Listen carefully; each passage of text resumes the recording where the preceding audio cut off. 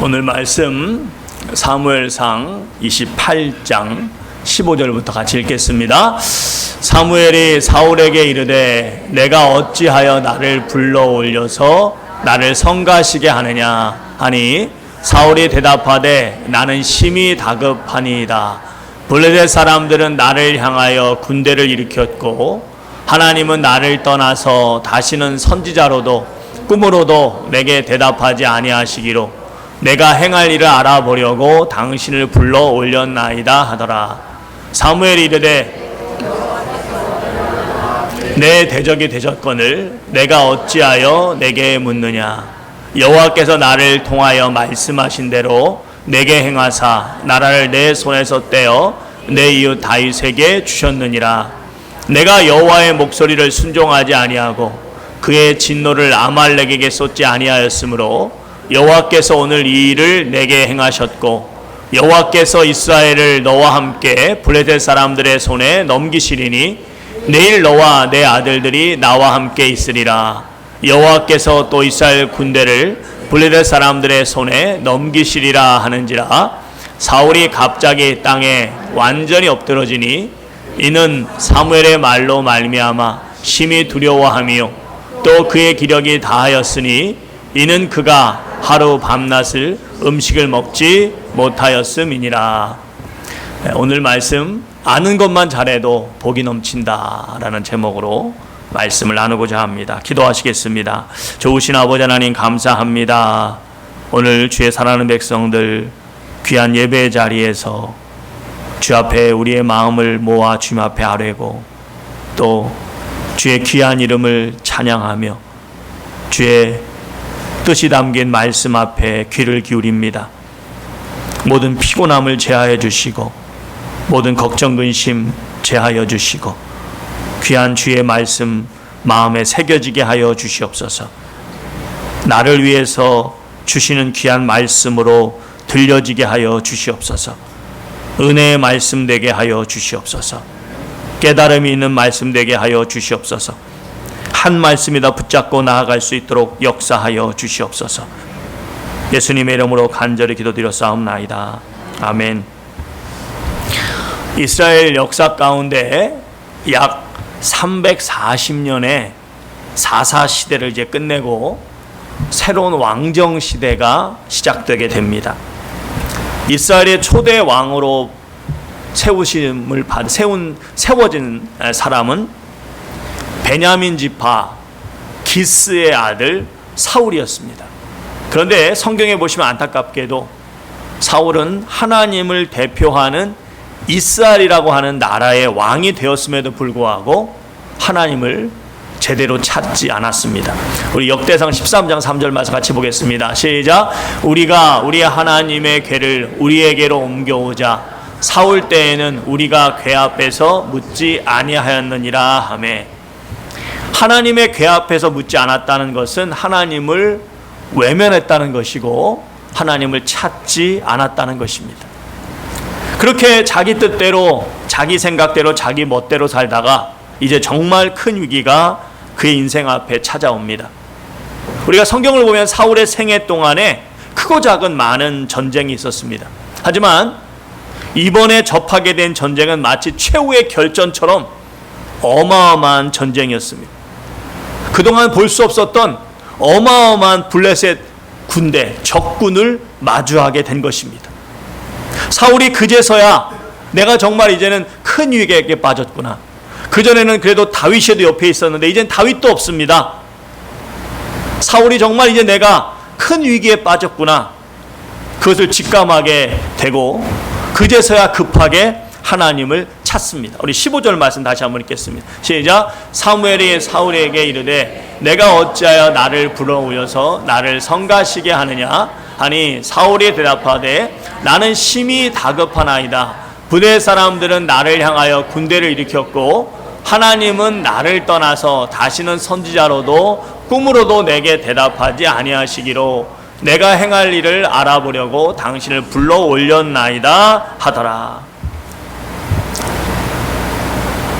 상황이 급하게 되니까 위급한 상황이 닥치니까 그제서야 급하게 하나님을 찾았는데 그렇게 하나님을 찾은 그 사울의 마음조차 당시에 그 사울의 심정은 어떤 심정이었냐면 정말 하나님만이 참 하나님이시고 진정한 이스라엘의 왕이심을 인정하면서 이제 하나님만을 높이겠다고 하는 그런 결단을 가지고 그동안 소원해진 하나님의 관계를 회복하고 하나님의 도우심만이 나의 참 구원심을 선포하면서 이제는 정말 그 앞에 겸손히 엎드려서 자신의 그런 무지함을 회개하고 이제부터라도 온전히 하나님만 의지하며 살겠다고 하는 그런 믿음의 결단에서 하나님을 찾은 것이 아니라 마치 교회도 다니지만 연초만 되면 토정비결 보겠다고 영한 무당을 찾아다니는 그런 교인들처럼 그저 자신의 문제만 해결될 수 있다면 뭐든지 좋다고 하는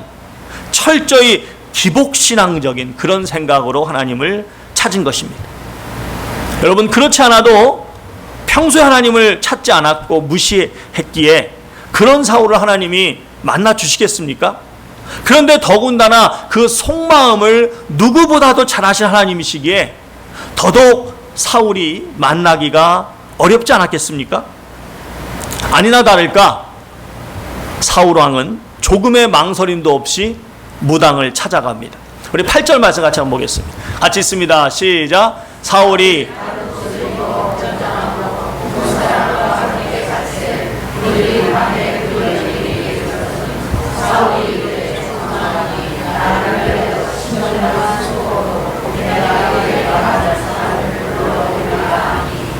자, 이제 그렇게 신접한 여인, 그러니까 우리 문화로 말하면 무당이죠, 무당. 무당에게 찾아가서 죽은 사무엘을 불러달라고 부탁을 합니다. 그래서 정말 사무엘이 나타나요. 여러분이 이제 28장을 쭉 다 읽어보시면 땅에서부터 한 영이 촥 올라오는데 사무엘 같은 영이 촥 올라옵니다. 그래서 이 부분에 대해서는 사실 신학적 논란이 좀 있습니다. 이 신접한 여인이 불러낸 사무엘이 정말 죽은 사무엘의 영혼이냐 아니냐 하는 것입니다. 그렇게 나타난 사무엘이 전한 메시지, 이제 뒤에 쭉 그 사무엘이 전하는 메시지가 나옵니다. 그 메시지 내용이나 또 사무엘이 올라올 때 무당이 막 엄청 깜짝 놀래요. 그런 무당이 놀래는 그런 내용들, 그런 여러 가지 이런저런 이유로 해서 이 올라온 사무엘의 그 영이 진짜 사무엘이다 그렇게 보시는 분들도 있습니다. 하지만 죽음에 대한 성경 말씀들, 또 천국과 지옥에 대한 성경 말씀들, 특별히 누가복음 16장에서 우리 주님은 죽은 영혼이 다시 나타난 일 없다고 하신 그런 주님의 말씀이 있습니다. 그런 말씀들을 근거로 해서 전통 신학에서는 대부분 이 영은 진짜 사무엘일 수가 없다라고 이야기를 합니다. 자, 그러면 만일 정말 진짜 그 올라온 영이 사무엘이 아니라고 하면 결국 사단의 역사라고밖에 볼 수 없는데, 분명 주님은 요한복음 8장 44절에서 사단은 거짓의 아비라고 말씀하셨습니다. 자, 그런 거짓의 아비인 사탄이 그럼 어떻게, 뒤에 여러분 쭉 읽어보시면 아시겠지만 정말 하나님이 주시는 말씀이에요. 어떻게 그런 하나님의 진정한 말씀, 진정한 메시지 같은 말씀을 전할 수 있었겠느냐 하는 것입니다. 여러분, 욥기를 보시면 사탄도 결국 하나님의 주권 아래에 있음을 우리가 알 수 있습니다. 그렇기 때문에 사탄은 사울 왕을 미혹하기 위해서 그런 역사를 나타냈지만 결국 하나님의 큰 특별한 섭리 가운데서 하나님의 메시지를 전하는 도구로 쓰임 받았다는 것입니다. 이렇게 이제 이해를 한다고 해서 완전히 우리의 의문이 해소된다고는 좀 어려울 수 있는데, 그래도 그렇게 우리가 이해하는 것이 가장 성경적이고 합리적인 이해라고 할 수 있을 것입니다. 자, 여러분이 28장에서 사무엘상 28장에서 중요한 것은 뭐냐? 이 나타난 사무엘이 진짜 사무엘이냐 아니냐, 그게 문제가 아니고, 이 말씀에서 우리가 깨달아야 될 영적 교훈은 이 사울왕이 찾아간 그 길에는 답이 없었다는 것입니다. 그리고 사울왕은 계속해서 하나님과 멀어지는 멸망의 길로 나아갔다는 것입니다. 자신이 왕인 것을 감추고 변장까지 하고 찾아간 그 무당을 통해 이제 사울왕이 답을 하나 나름대로 그의 삶에 대한, 그의 운명에 대한 나름대로의 답을 듣게 되는데, 그 답은 사실 전혀 새롭거나 아니면 그에게 도움이 되는 말이 아니었습니다. 우리 17절부터 같이 읽겠습니다. 다시 읽습니다. 시작. 여호와께서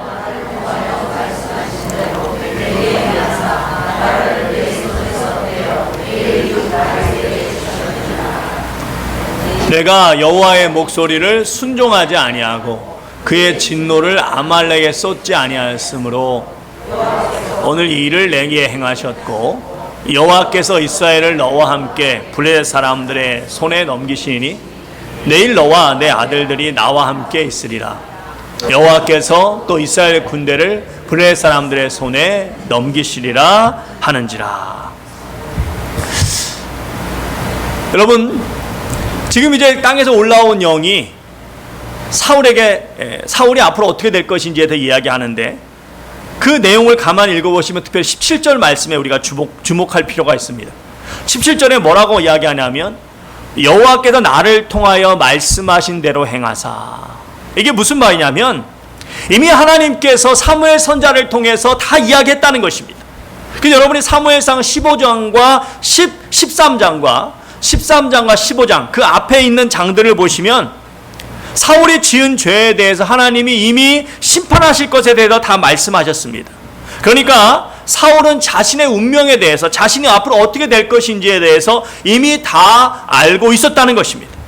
그렇기 때문에 오늘 본문에서 이 땅에서 올라온 영이 왜 나를 성가시게 하느냐, 또 17절에서 내가 이미 말한 대로 행할 것이다. 이 말은 결국 무슨 말입니까? 이미 하나님의 말씀을 다 알고 있으면서 왜 그에 합당한 회개의 모습을 보이지 않고 이제 와서 뭘 바라느냐 이겁니다.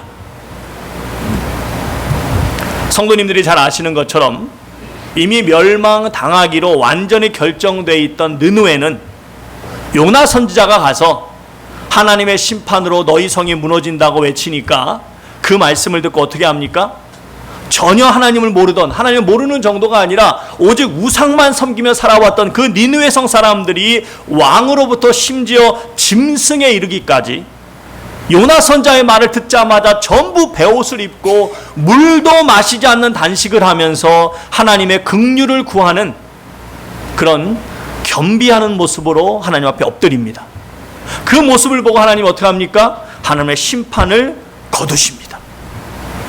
또 이스라엘 역사상 가장 악한 왕이었던 아합도 하나님의 심판에 대한 말씀을 듣고 열왕기상 21장에 보시면 잠깐이었지만 하나님 앞에 겸비한 모습을 보입니다. 겸허한 모습으로 나아갑니다. 그러니까 그것을 보고서 하나님은 또 내리시기로 결정한 심판을 뒤로 미루십니다.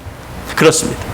하나님은 어떻게 해서는 은혜를 주시고 용서하시고 구원해 주시기를 원하시지, 심판은 정말 하나님이 원하지 않으시는, 정말 기다리다가 마지막에 도저히 깨닫고 돌아오지 않으면 그제서 어쩔 수 없이, 왜냐하면 공의 하나님이시기 때문에 어쩔 수 없이 하시는 하나님의 최후의 보루시지, 하나님은 결코 심판을 기뻐하지 않으신다는 것입니다. 그래서 여러분이 성경을 보시면 이스라엘 그 긴 역사 동안 그들이 그토록 많은 죄를 지었는데, 그러면 하나님이 그냥 그들을 멸망시키시면 되는데 그렇게 하지 않으십니다. 그리고 어떻게 하십니까? 대신에 수많은 선지자를 보내서 계속해서 회개하고 돌아올 것을 말씀하십니다. 왜요? 시편 86편 15절에 보니까 그러나 주여 주는 긍휼히 여기시며 은혜를 베푸시며 노하기를 빨리 하신다, 더디하신다? 더디하시며 인자와 진실이 풍성하신 하나님이시니라. 그렇습니다. 하나님은 긍휼이 넘치시고 노하기를 기뻐하지 않으시는 하나님이시기 때문입니다. 그래서 하나님은 기다려주시고 또 기다려주시는데, 이 사울 왕은 그런 하나님의 심판의 말씀을 듣고서 그가 뭐 했습니까? 그저 자신의 왕권을 지키겠다고 다윗만 죽자사자 쫓아다닙니다. 또 그 와중에 심지어 죄 없는 제사장 무려 85명과 그의 처자식들까지 한 사람도 남기지 않고 싹 죽이고 맙니다. 또 지금 자신의 살 길을 찾겠다고 하나님이 가장 싫어하시는 무당을 찾아갔습니다. 그러니까 사울은 계속해서 하나님의 뜻과는 정반대의 길을 가면서 계속 멸망의 길을 재촉하고 있었던 것입니다. 사랑하는 성도 여러분, 지금 이 사울이 보여주고 있는 문제의 본질이 무엇입니까? 그가 계속 그렇게 멸망의 길로 가게 된 것은 그가 하나님의 뜻을 몰라서가 아니었다는 것입니다. 분명히 잘 알고 있었습니다. 그럼에도 하나님이 원하시는 길로 나아가지 않은 것입니다. 오늘 본문에서도 보니까 사울은 끝까지 하나님을 찾지 않습니다. 20절 말씀 같이 보겠습니다. 같이 읽습니다. 시작. 사울이 갑자기 땅에 완전히 엎드러지니 이는 사무엘의 말로 말미암아 심히 두려워하며 또 그의 기력이 다하였으니 이는 그가 하루 밤낮을 음식을 먹지 못하였습니다. 그저 자기가 이제 곧 죽을 것이라는 그 말씀을 듣자 낙심하고 절망하고 걱정하고 두려워만 할 뿐 온전히 하나님 앞에 회개하고 하나님 앞에 하나님의 긍휼하심을 구하지 않았다는 것입니다. 여러분, 이때가 사실은 사울에게 마지막 기회였습니다. 이사야서 55장 6절에 보시면 너희는 하나님 여호와를 만날 만한 때에 찾으라. 그가 가까이 계실 때 그를 부르라고 말씀하셨습니다. 무슨 말입니까? 하나님을 찾는 것도 그리고 하나님의 은혜를 입는 것도 다 뭐가 있다는 거예요? 때가 있다는 것입니다. 그때를 놓치면 그 다음엔 무서운 심판이 기다리고 있는 것입니다. 그러니 하나님이 기회 주실 때 하나님을 찾아 그 앞에 엎드려 회개하고 죄에서 돌아서야 되는 것입니다. 이사야서 59장 1절에 보니까 뭐라고 말씀하십니까? 여호와의 손이 짧아 구원하지 못하심도 아니요 그 귀가 둔하여서 듣지 못하심도 아니라 오직 너희 죄악이 너희와 하나님 사이를 내었고 너희 죄가 그의 얼굴을 가리워서 너희를 듣지 않으시게 함이니이다. 사랑하는 성도 여러분, 아무리 성도님이 기도하셔도 하나님이 듣지 않으실 때가 있습니다. 언제입니까? 바로 내 죄의 문제가 해결되지 않은 상태에서는 아무리 기도해도 소용이 없는 것입니다. 그러면 어떻게 이 죄의 문제를 해결합니까? 무엇보다 하나님 앞에 죄를 고백하고 용서를 구하는 것입니다. 그 죄된 삶에서 돌아서야 되는 것입니다. 역대하 7장 14절에 뭐라고 말씀하십니까? 내 이름으로 일컫는 내 백성이 그들의 악한 길에서 떠나 스스로 낮추고 기도하여 내 얼굴을 구하면 내가 하늘에서 듣고 그들의 죄를 사하며 그들의 땅을 고쳐주신다고 말씀하셨습니다. 하나님이 고쳐주신대요. 하나님이 용서해 주신대요. 하나님이 답을 주신대요. 하나님이 문제를 해결해 주신대요. 하나님이 은혜 주신대요. 하나님이 역사해 주신대요. 그런데 너희가 먼저 할 일이 있다는 것입니다. 악한 길에서 떠나. 무슨 말입니까? 내 죄를 회개하고 그 죄에서 돌아설 때 하나님이 그 기도를 들어주시고 고쳐주신다는 것입니다. 그런데 이 중요한 회개의 과정은 생략하고 그저 문제만 해결되면 된다는 심정으로 마치 무슨 자판기에서 콜라 뽑아 먹듯이 그렇게 하나님을 찾으면 하나님은 결코 응답하지 않으시는 것입니다. 그래서 오늘 말씀을 통해서 성도가 다시 한번 기억해야 되는 것은 하나님의 살아계심을 경험하면서 내 신앙생활에 기쁨이 충만하기 위해서는 무엇보다 알고 있는 말씀을 제대로 따라 행해야 된다는 것입니다. 누가복음 16장에서 부자가 아브라함에게 간청할 때 아브라함이 그에게 한 말도 결국 같은 이야기입니다. 우리 한번 같이 보겠습니다. 16장 29절 말씀 시작.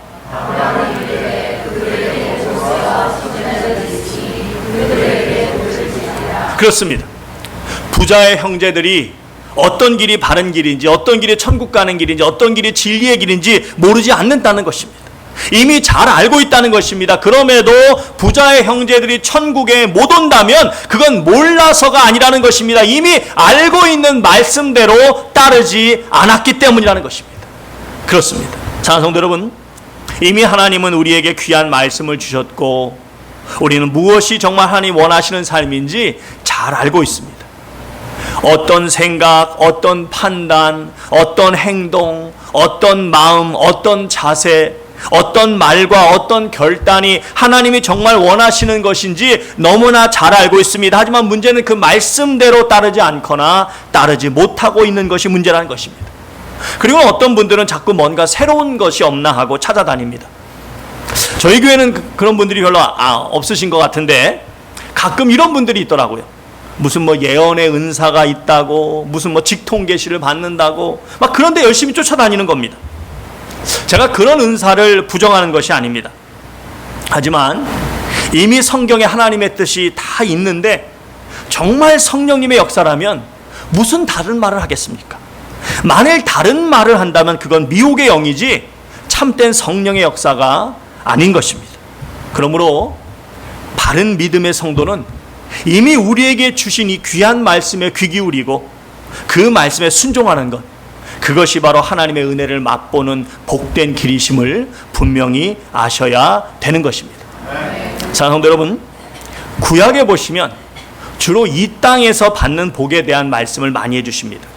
듣기만 해도 막 힘이 나고 기분이 좋아지는 그런 말씀들이 많이 있습니다.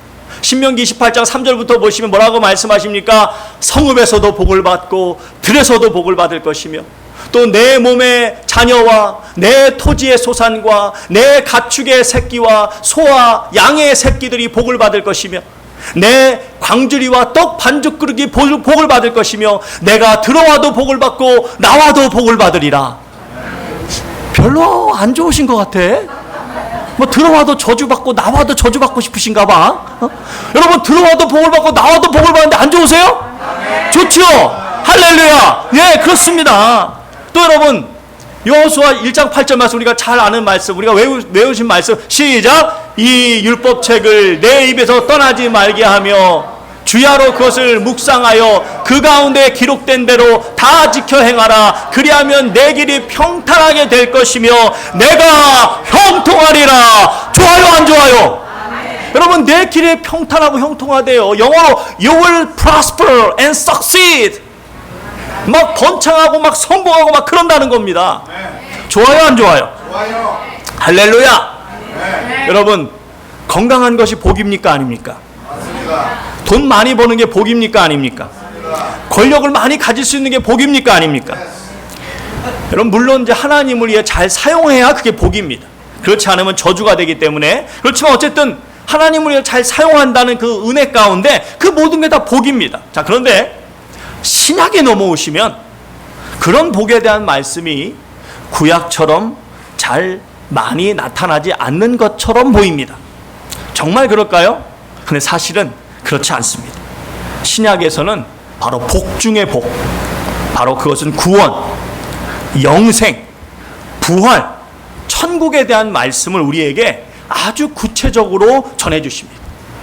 마태복음 16장 26절에 뭐라고 말씀하십니까? 사람이 만일 온 천하를 얻고도 목숨을 잃으면 무엇이 유익하뇨? 사람이 자기 목숨을 무엇과 바꾸겠느냐? 그렇습니다. 이 세상에 누리는 복은 아무리 많아도, 아무리 많이 누린다 할지라도 잠깐일 뿐이라는 것입니다. 그러므로 진정한 복은 무엇입니까? 영원히 기쁨을 누리는 것이고, 영원히 아프지 않은 것이고, 영원히 평안을 누리는 것입니다. 그런데 그런 복은 오직 누구를 통해서만 주어집니까? 주님을 믿을 때만 주어지는 것이고, 오직 천국에서만 누릴 수 있는 것입니다. 자, 그러면 이 구약에서는 이 땅에서 누리게 되는 많은 복에 대해서 그렇게 말씀하시고, 신약에서는 천국에서 누리는 복에 대해서 주로 강조하시는데 왜 그럴까요? 과연 이 둘을 어떻게 우리가 서로 연결시킬 수 있을까요? 여러분이 이해해야 될 것은 이 성경 말씀은 점진적으로 하나님의 뜻을 우리에게 계시해 주신다는 것입니다. 이제 막 초등학교 들어간 학생에게 선생님이 갑자기 막 방정식을 가르쳐주고, 막 인수분해가 막 이렇고 저렇고, 뭐 미분 적분이 막 이렇고 저렇고, 수학에서 최고 어렵다고 하는 범주론이 막 이렇고 저렇고, 그런 걸 가르친다 그러면 여러분, 그 학생이 예, 선생님 좋은 말씀입니다 그러고 다 이해하겠죠? 지금 뭔 소리 하나? 그래서 어떻게 합니까? 먼저 수를 가르칩니다. 하나, 둘, 셋, 넷 숫자를 가르쳐주고, 또 10 다음에 어떻게 읽는지 11, 12, 13 어떻게 읽는지를 가르쳐주고, 그런 다음에 그것을 어느 정도 익히게 되면 그 다음에 덧셈 뺄셈을 가르쳐주기 시작합니다. 그렇게 하나하나 차근차근 가르쳐주는 것입니다. 우리에게 복 주시기를 원하시는 하나님도 복에 대해서 가르치시면서 가장 먼저 기본이 되는 이 땅에서의 복을 가르쳐 주십니다. 하나님의 은혜로 이 땅에서 복을 누리는 것이 얼마나 귀한 것인지를 우리에게 말씀해 주십니다. 하지만 이 땅에서의 복은 어떻습니까? 한계가 큽니다. 또 오래가지 않습니다. 이 땅에서의 복은 또한 결코 완전하지 않습니다. 이 땅에서의 복은 또한 연약합니다. 그래서 어떻게 됩니까? 이제는 영원한 복을 바라게 되는 것입니다. 영원한 복을 소원하게 되는 것입니다. 아, 이 평안과 이 기쁨을 영원히 누릴 수 있으면 얼마나 좋을까? 이 평안과 기쁨을 영원히 내가 누리면서 그 안에서 기쁘게 살아갈 수 있으면 얼마나 좋을까? 그때 우리는 누구를 바라보게 됩니까? 바로 우리에게 이 놀라운 영원한 복을 주시는 예수님을 바라보게 되는 것입니다. 왜요? 오직 예수님을 통해 죄를 씻음 받을 때만이 이 영원한 복이 우리에게 주어지기 때문인 줄 믿습니다. 그래서 갈라디아서 3장 24절에 뭐라고 말씀하십니까? 이 율법이 우리를 그리스도에게로 인도하는 초등교사가 되어 우리로 하여금 믿음으로 말미암아 의로움을 얻게 하려 함이니라. 그렇습니다. 모든 이 구약의 말씀은 우리로 하여금 예수님께로 인도하는 안내자라는 것입니다. 그래서 주님을 통해 이 진정한 복, 사람이 받을 수 있는 이 가장 큰 복 중의 복, 바로 영생의 소망을 갖도록 하신다는 것입니다. 요한계시록 21장 4절에 보니까 뭐라고 말씀하십니까? 모든 눈에서 눈물을 닦아주시니 다시는 죽는 것이나 애통하는 것이나 곡하는 것이나 아픈 것이 있지 아니하니라. 처음 것들이 다 지나갔음이로라. 할렐루야. 사랑하는 성도 여러분, 신약에서는 이 땅에서 누리는 귀한 하나님의 말씀, 그 말씀도 주시지만 먼저 우리에게 정말 영원한 복, 이 귀한 영생의 복, 영원히 누리는 평안과 기쁨에 대한 말씀을 우리에게 무수히 주십니다. 자, 그런데 그렇다면 이 신약에서는 이 땅에서 누리는 하나님의 은혜에 대한 말씀은 전혀 없을까요? 그렇지 않습니다. 신약에서도 여러분이 가만히 말씀을 가만히 보시면 사실 하나님이 이 땅에서 그의 백성들에게, 그의 성도들에게 주시는 복에 대한 말씀이 엄청 많으십니다. 마태복음 6장 33절에 뭐라고 말씀하십니까? 먼저 그의 나라와 그의 일을 구하라. 그리하면 이 모든 것을 너에게 더하여 주시리라. 우리 성도님들이 하나님의 뜻을 구하며 살아갈 때 우리 삶의 모든 필요한 것들 하나님이 채워주신다는 것입니다. 마태복음 28장 20절에 보니까 뭐라고 말씀하십니까? 내가 너에게 분부한 모든 것을 가르쳐 지키게 하라. 볼지어다 세상 끝날까지 내가 너희와 항상 함께 있으리라 하시니라. 여러분, 하나님이 우리와 함께 하신대요. 언제까지? 언제까지? 여러분, 그것처럼 큰 복이 어디 있습니까? 또 요한복음 16장 24절에 보시니까 지금까지는 너희가 내 이름으로 구하지 아니하였으나 구하라. 그리하면 받으리니 너희 기쁨이 뭐하리라? 충만하리라. 여러분, 무엇인지 구하면 하나님이 다 들어주신답니다.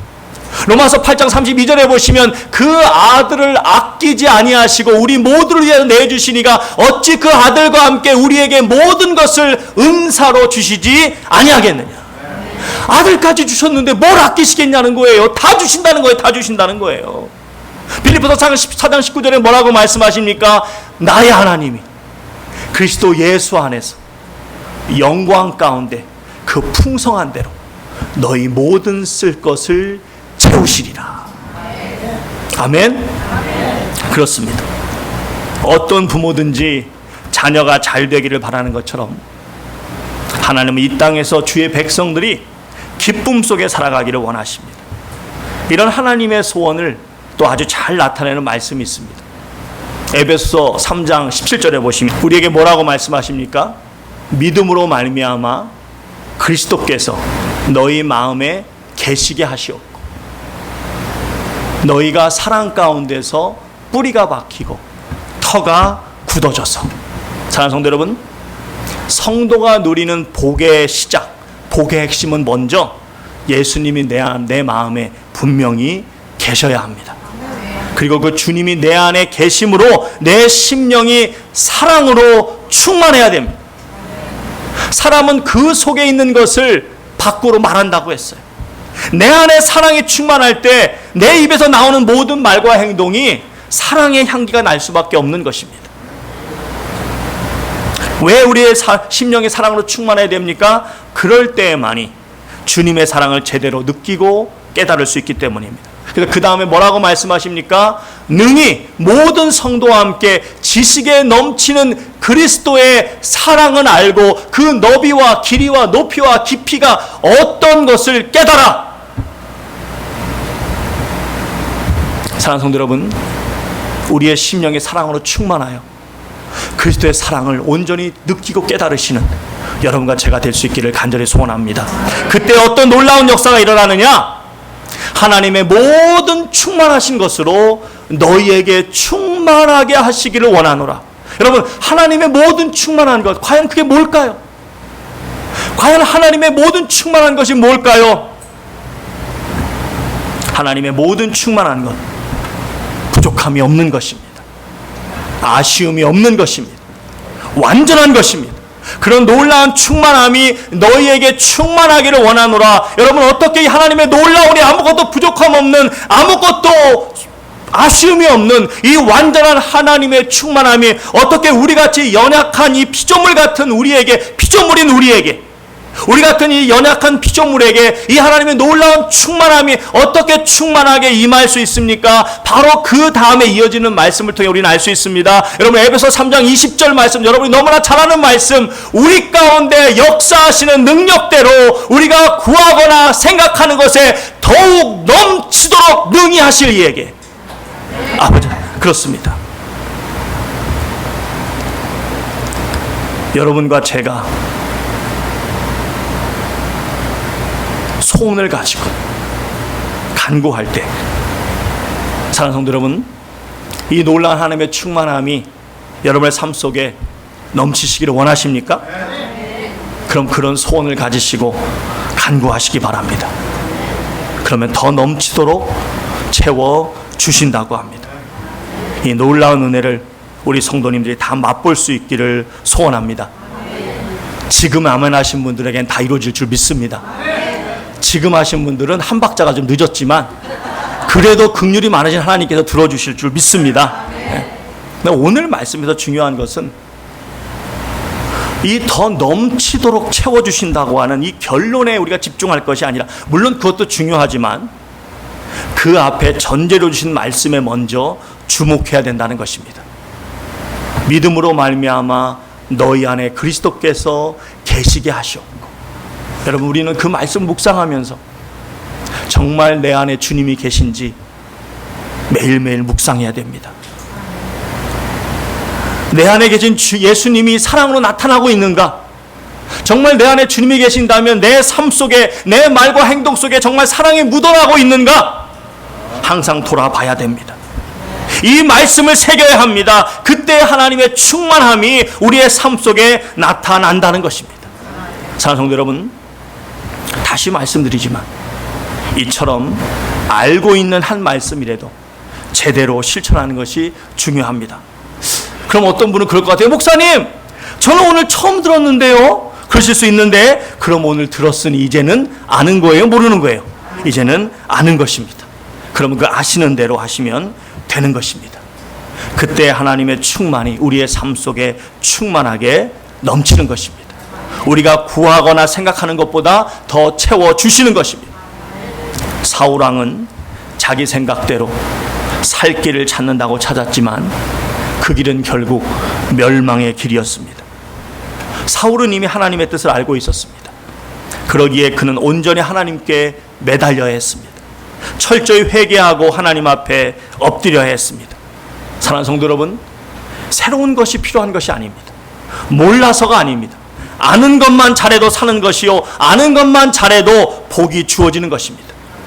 바라기는 우리 새누리 가족들은 이미 충분히 잘 알고 있는 하나님의 말씀 진지하게 붙잡으시고 우리 성도님들의 삶 속에 그 말씀대로 행하시는 가운데 더 넘치도록 채워주시는 우리 하나님의 은혜를 마음껏 누리시기를 주님의 이름으로 축원드립니다. 신명기 28장 1절에 뭐라고 말씀하십니까? 내 하나님 여호와의 말씀을 삼가 듣고 내가 오늘 내게 명령하는 그의 모든 명령을 지켜 행하면 내 하나님 여호와께서 너를 모든 민족 위에 뛰어나게 하실 것이며, 내가 내 하나님 여호와의 말씀을 청종하면 이 모든 복이 내게 임하며 내게 이르리니. 아멘. 요한일서 2장 3장 21절, 요한일서 3장 21절에서 뭐라고 말씀하십니까?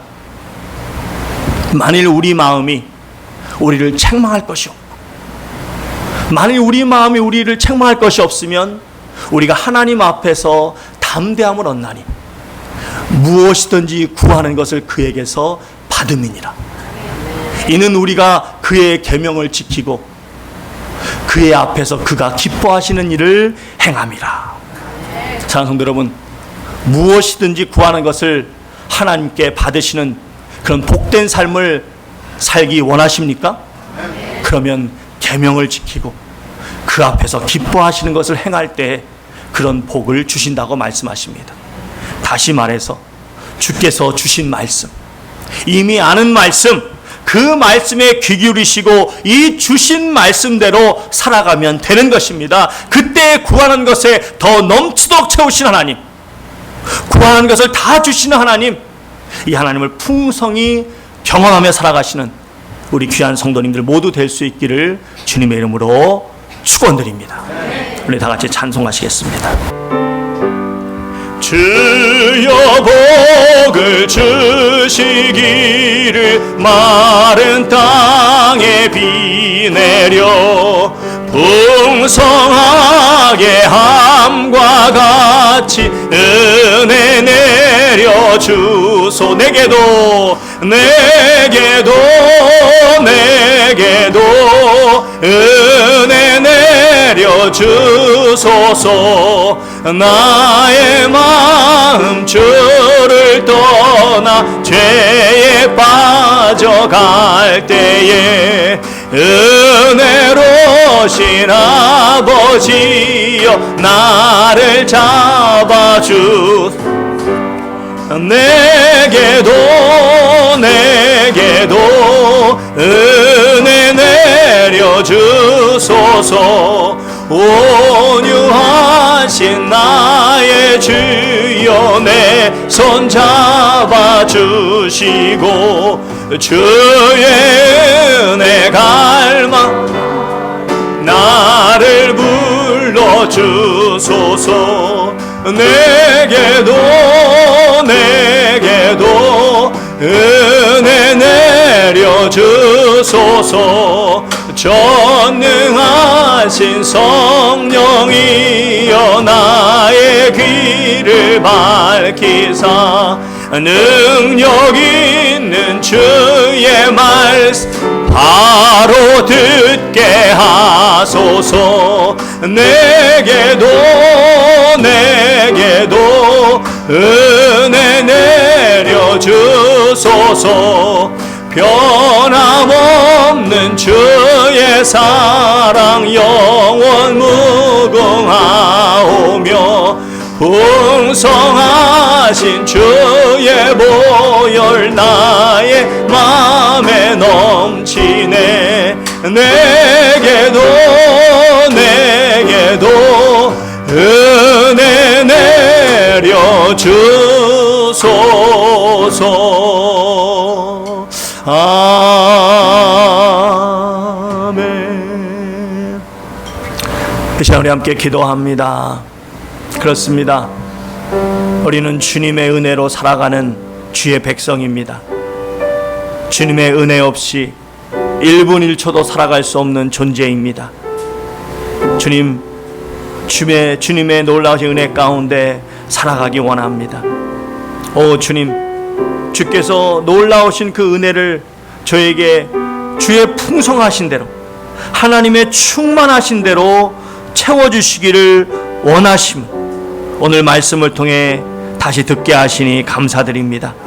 아버지 하나님, 주의 말씀을 아는 대로 행하는 자에게, 아는 대로 실천하는 자에게, 주께서 주신 귀한 말씀에 귀 기울이고 그 말씀 붙잡고 나아가는 자에게 우리 하나님 부족함 없는 충만함으로 채워주신다고 하셨는데, 아버지 하나님, 이 한 주간 또 남은 삶을 통해 더욱 주의 말씀에 귀 기울이게 하시고 주의 말씀대로 나아가는, 주의 말씀 붙잡고 나아가는, 매일의 삶 속에도 주의 한 말씀이라도 실천하려고 애쓰는 저와 우리 모든 성도가 되게 하여 주시옵소서. 성도님이 한 주간 동안 살아가면서 이 말씀이 기억나게 하시고 주의 말씀 붙잡고 살아가는 우리 복된 성도들 되어서 우리가 구하거나 생각하는 것에 더 넘치도록 주시는 하나님의 은혜를 경험하는 우리 모든 복된 성도님들 되게 하여 주시옵소서. 이 시간 주여 한번 외치고 기도하겠습니다. 주여! 할렐루야. 사랑하는 풍성하신 아버지 하나님, 이 시간 주 앞에 간구하며 나아갑니다. 주님만이 우리 힘이십니다. 주님만이 능력이십니다. 주님만이 피난처십니다. 아버지, 이 시간 주 앞에 간구하며 나아가오니 역사하여 주시옵소서. 아버지, 그렇습니다. 주의 사랑하는 백성들, 주의 말씀이 기억나게 하시고 주의 말씀이 생각나게 하시고 아버지, 주의 말씀 아는 대로, 그 말씀 아는 대로 실천하며 살 수 있도록 도와주시옵소서. 그 말씀을 마음에 새기고 이 한 주간 동안 그 말씀 붙잡고 말씀에서 아버지 정말 주께서 주시는 그 말씀의 뜻을 따라서, 주의 뜻을 따라서 살아갈 수 있도록 주여 도와주시옵소서. 이거 나가실 때만이 가능합니다. 이 역사하실 때만이 가능합니다. 성령님 말씀이 기억나게 하시고 말씀이 생각나게 하시고 그 말씀대로 살아가려고 하는 그런 담대한 결단이 있게 하여 주옵소서. 성령님 도와주시옵소서. 성령님 역사하시옵소서. 주께서 주신 말씀대로 살아가는 주의 백성들 되기 원합니다. 아는 대로만 해도 복이 있음을 알게 하시고 아는 대로만 해도 주여 정말 주의 은혜가 있음을 알게 하시고 더욱 주의 말씀대로 살아가는 주의 귀한 자들 되게 하여 주시옵소서. 이제 우리가 또 믿음으로 아픈 곳마다 손 얹어 기도하겠습니다. 우리 하나님은 치유 하나님이십니다. 여호와 라파, 치유 하나님, 너희는 기도할 때 조금도 의심하지 말라고 말씀하셨습니다. 오직 믿음으로 간구할 때 우리 하나님이 반드시 응답해 주신다고 말씀하셨습니다. 이 시간 손을 얹고 함께 기도합니다. 사랑하는 아비가 풍성하신 아버지 하나님, 이 시간 주의 사랑하는 백성들 믿음으로 손을 얹었습니다. 우리 주님께서 피 묻은 손으로 안수해 주심을 믿고 아픈 부위마다 손을 얹었습니다. 주여, 주께서 말씀하신 대로 할 수 있거든이 무슨 말이냐? 믿는 자에게는 능치 못함이 없다고 말씀하셨습니다. 나사렛 예수 이름으로 기도할 때 모든 질병이 떠나간 줄 믿습니다. 너를 대적하려고 하는 일어난 적군이 한 길로 너를 치러 들어왔다가 내 앞에서 7길로 도망가는 놀라운 역사가 일어날 줄 믿습니다. 이 시간 나사렛 예수 그리스도 명하노니 우리 새누리 성도님들 한 분 한 분 육신을 연약하게 만들고 주의를 주저하게 만드는 모든 악한 병마와 모든 악한 바이러스는 깨끗이 떠나갈지어다. 모든 연약해진 신체의 기능은 건강을 회복할지어다. 주여, 주께서 들어주심을 믿습니다. 어떤 질병이든 깨끗이 떠나가고 주의 백성을 남은 삶, 주님이 부르시는 그날까지 건강한 모습으로 쓰임받는 예배드리는 귀한 은혜가 있게 하여 주시옵소서. 이제는 우리 주 예수 그리스도의 크신 은혜와 우리 주 아버지 하나님의 크신 사랑과 우리 주 성령님의 감동하심의 역사가 진실로 주께서 주신 귀한 말씀, 이미 너무나 잘 알고 있는 그 말씀 반드시 붙잡고 하나하나 매일의 삶 속에서 그 말씀대로 살아가는, 그 말씀을 실천하는 기쁨이 충만한 주의 백성들 되어질 때 우리 하나님께서 우리 하나님의 그 충만하신 은혜대로 풍성히 채워주시는, 우리의 구하거나 생각하는 것에 더욱 넘치도록 주시는 우리 하나님을 경험하고 더욱 그 하나님을 증거하며 찬양하며 살아가는 그런 놀라운 복이 임하는 삶을 바라보며 그러한 삶을 향해 이 한 주간도 힘있게 살아가기로 결단하고 머리 숙인 주의 모든 권속들 위에 이제부터 영원까지 함께 있을지어다. 아멘.